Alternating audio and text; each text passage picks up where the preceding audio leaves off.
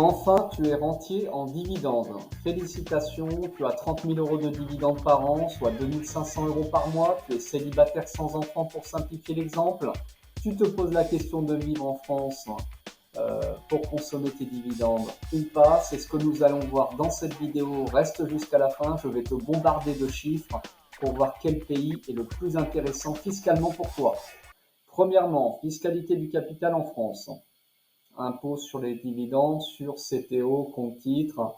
Donc tu as le choix d'opter donc soit pour la flat tax à 30% ou alors option pour l'IR avec abattement de 40%. N'oublie pas de cocher la case 2OP sur ta déclaration d'IR française pour bénéficier de l'option pour l'IR. L'option pour l'IR est généralement plus intéressante pour les PMI inférieurs à 30%. Ensuite, tu peux aussi opter pour le PEA, exonération après 5 ans si retrait, avec paiement uniquement de la CSG-CRDS, donc 17,2%. Tu peux aussi optimiser avec l'assurance vie, donc là la fiscalité est spécifique, on ne va pas rentrer dans le détail aujourd'hui. Pour simplifier les choses, on va prendre comme hypothèse, donc vous touchez donc 30 000 euros de dividendes sur compte titre, 2005 par mois. Un rentier en dividende en France doit payer la taxe PUMA sécurité sociale du rentier au-delà d'un certain montant de revenus du capital s'il n'a pas de revenus du travail, en l'espèce au-delà de 22 950 euros par an. Le rentier en dividende doit payer 6,5% de taxe PUMA URSSAF pour payer la cotisation sociale du rentier.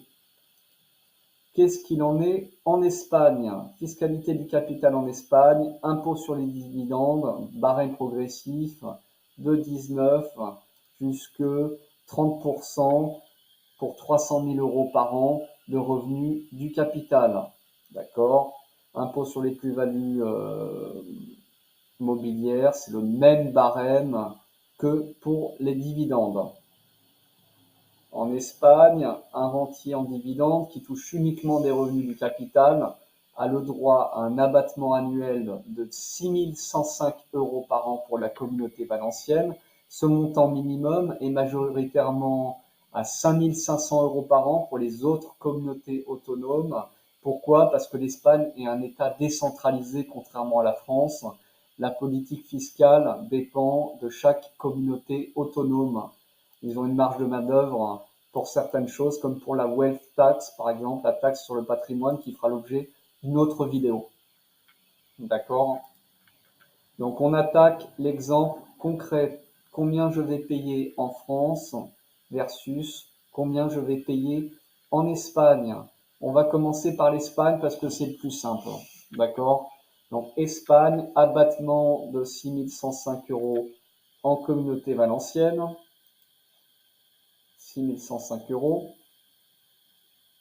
D'accord? Donc ça fait 30 000 moins 6 105, 23 895. Donc on est sur la tranche à 21%.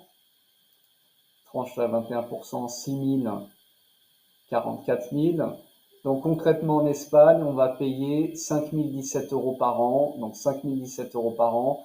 Crédit d'impôt aussi immédiatement, donc du prélèvement à la source étranger sur dividendes, si vous avez des dividendes étrangers, US, etc., comme pour moi, pour 70% de mon portefeuille. Donc le crédit d'impôt sur dividendes est crédité immédiatement et pas en N+1. Donc c'est un gros avantage, d'accord, à hauteur de 15% maximum. Il y a un accord US-Spain pour un prélèvement à la source réduit de 15%, comme en France d'ailleurs. Alors ensuite, on va analyser la France ensemble. Donc option TMI, d'accord, on ne prend pas en compte la flat tax car nous ne gagnons pas assez. Donc CSG-CRDS, dès le premier euro de dividende, donc 30 000 fois 17,2, donc 5 160 euros, d'accord. Ensuite, TMI de 11% à partir de 11 294 euros. Vous avez 40% d'abattement sur vos 30 000 de dividendes, donc vous avez un abattement de 12 000 euros. Donc 18 000 euros fiscalisés, donc à partir de 11 294 euros, soit 6 706 euros imposables. Donc on arrive sur une fiscalité d'impôt sur le revenu de 199 euros. 199 euros, sachant que vous pouvez récupérer en N+1 la CSG déductible, ainsi que vos crédits d'impôt sur prélèvement à la source de dividendes étrangers, si vous en avez. Mais il faudra bien calculer pour bien optimiser ce montant et ne pas perdre de crédit d'impôt. En l'espèce, là, c'est 199. Donc, tout ce qui est au-delà de 199, vous allez le perdre. D'accord? Donc, enfin, il faut quand même payer la taxe PUMA en France, au-delà du seuil d'exonération de 22 950 euros, 22 950. Donc, vous devez rajouter donc 6,5% de 7050, soit 458 euros supplémentaires. D'accord?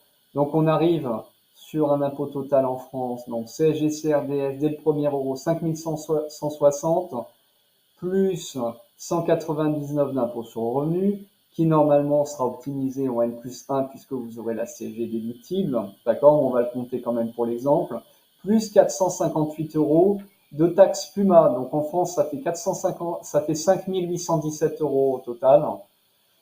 Pour un célibataire sans enfant, l'Espagne gagne le match de l'IRPF de peu, donc 5017 euros par an versus 5818.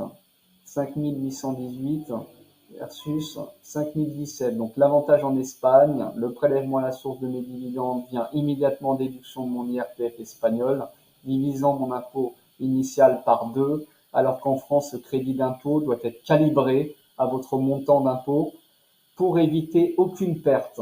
D'accord? Donc attention. Chaque situation est personnelle. Je vous invite à consulter un conseiller fiscal pour analyser votre propre situation personnelle, enfant, marié, TNI, etc., flat tax ou pas. Donc, dans la prochaine vidéo, nous parlerons de la wealth tax, impuesto sobre el patrimonio, la taxe sur le patrimoine qui impacte fortement les multimillionnaires au-delà d'un certain seuil, mais pas forcément les rentiers modestes. Dites-moi ce que vous en pensez sur le commentaire par rapport à votre situation personnelle et qu'est-ce qu'il en serait pour vous si vous étiez rentier en France ou rentier en Espagne. Bonne journée.